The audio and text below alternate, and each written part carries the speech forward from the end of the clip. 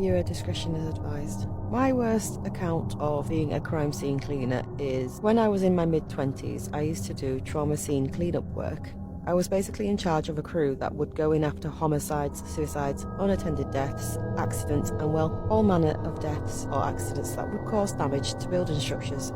This one time we got a call to a scene, and most of the time we were giving very little details as to the call, mostly because we received our information second-hand either from a public agency like a coroner or the fire department. We arrived on scene and there is an older woman sitting in a garage with the big garage door open.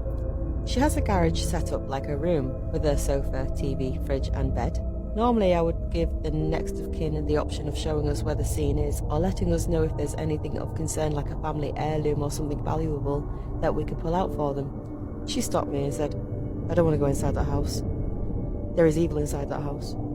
Immediately I started to get the feeling of mental health issues, but she then sat me down and started telling me a story about her family, and the way she was talking was like a warning. Like she was warning me about what was inside. She said that 3 years prior, her husband had killed himself in that house, and then 2 years later, her eldest son killed himself inside the house too.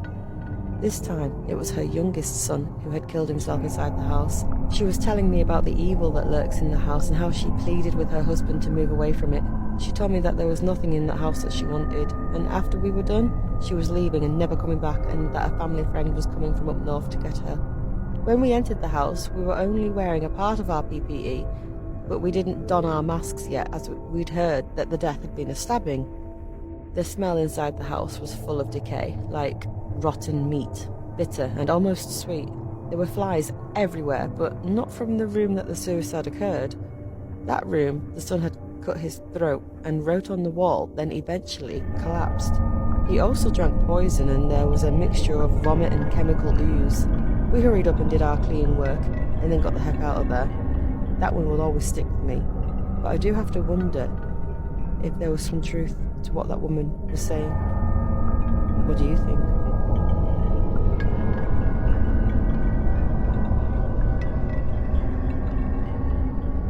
It's been a while since I posted about the suicide house, but I've had several questions for more stories about my experiences in the field of trauma scene work. Now, I know my stories aren't scary and they're haunted or serial killer type sense, but the fact is most people couldn't handle walking into a scene like many of the ones I've been to. We actually have to be very careful at how we train crew members who worked on such scenes. It was often a volunteer basis for working on those types of scenes, meaning we didn't force anyone to go into a house where the dad killed all the children before blowing his brains out in the Lazy Boy. We didn't just start somebody in training and then go, "Oh, by the way, we're going to a multiple homicide." Anyway, if there was a way to describe some of the sights and smells of doing this type of work, I'm sure you'd see how truly scary or messed up all of this is. First of all, I have to say that suicide is not glamorous, nor is it ever over for those around you. If you need help, please get help. Don't let your loved ones find you that way. It not only changes them, but changes the feeling inside the house. Anyway, back to my story. This took place in the late 1990s. Just before I got out of the field, we got a call to a dispatch, a crew out to a house, and we were told that there was at least one death. Sometimes that's all we're told, and we often don't get the full story, but then sometimes we would see this true story on the evening news, or a neighbour that talks too much. We arrive at this house, a modest house, not really a high-end home, but not low-end either. It was a 2-story home, about midway into a cul-de-sac street. As with some scenes, there's a cluster of neighbours outside, who are looking at who we are and why we are there. The sheriff department had just released the scene, so all of the crime scene investigators had already done their job as I approached the house. I noticed a ton of what looked like bullet holes in the stucco, broken glass and a long blood stain on the driveway. We went inside and had to suit up almost immediately, as the police had probably used tear gas. There were blood stains all over. It looked as though someone had been dragged through the house with blood gushing. There were several areas that had pulled up blood, where things kind of looked like explosions happened, to which I assumed flashbangs were used, or maybe the guy inside had shot up. Probably what strikes you the most in these situations is like how benign the underneath looks. Like, I don't know how to describe it, but just imagine, if you will, a place looking like the inside of a home mould, straight out of a TV set of Full House. Now imagine the same TV set but with blood smeared and bullet holes and tons of broken glass. I mean, they seemed like a very normal family. So what actually happened? Well, from what we could piece together from news reports and what neighbours wanted to talk to us about while we were cleaning his blood off the driveway, and from the scene itself, was that the dead apparently went crazy. He'd been talking about demons. Not like I got my own demons, but actual demons. He was sure that he was being attacked by demons and the devil, and he was convinced that they were trying to take his soul and the souls of his family. So rather than let the demons take his family, he killed them so that they could go to heaven, and he ended up barricading himself in the house. It looked like some family members tried to get away after being shot and stabbed, but one collapsed in the kitchen, and one escaped somehow, and one was pulled out by the police. He had apparently ended up shooting back at the police, and the neighbourhood was evacuated for blogs. At least that's whatever everyone on the street was saying. In the end, he escaped the house, ended up on the roof, still shooting back, and then he was finally shot fatally dead by the police.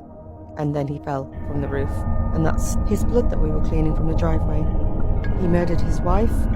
One of his older children later died in the hospital, and one of the kids was killed inside the house. The one that escaped, and I think another family member that lived with them, was unharmed, as they were not in the house when all of this actually started going down. It took us a lot longer to clean this scene, as there were so many holes and we had to remove almost all of the carpet and soft surfaces due to the tear gas. It was a terrible scene inside. I know this might come across as religious or whatever, but I've come across enough of these scenes and you really start to believe that evil does exist.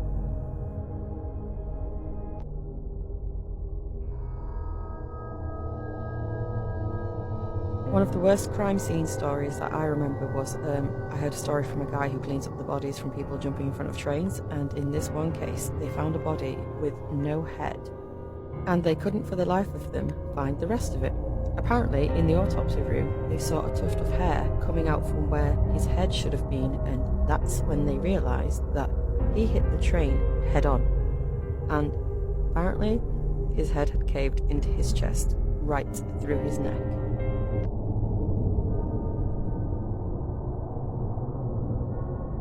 To start this story off, this isn't my job, but I can tell you for absolute certainty that I wouldn't ever do it. My best friend and I just happened to be lucky enough to grow up together, and when we were 18 years old, we both were about to go our separate ways. I was joining the Marines and he was attending university. However, right before my ship dates, he actually surprised me by dropping out and coming along. I really wish he hadn't. When we got out, both of us seemed okay. He was his usual self, and we both had pretty hard times and confided in one another, but other than that, it was totally normal. One day he begged me to go see a movie with him, The Last Witch Hunter to be exact. The next morning, he made us and his father some breakfast and walked out to his truck and then put a bullet through his head. After the paramedics left, one of which was my current stepfather, it was now put on someone else to clean his truck. I've seen human brains before, but I've never felt them, and I'll never forget it either. It's exactly like Jello. Some of it was mixed with fragments of skull, and blood splattered all over the right side of his truck. I'll never forget holding his empty head in my hands. It was harrowing. For this reason alone, I could never do this job. Having personal experience is enough for me to respect those that do it,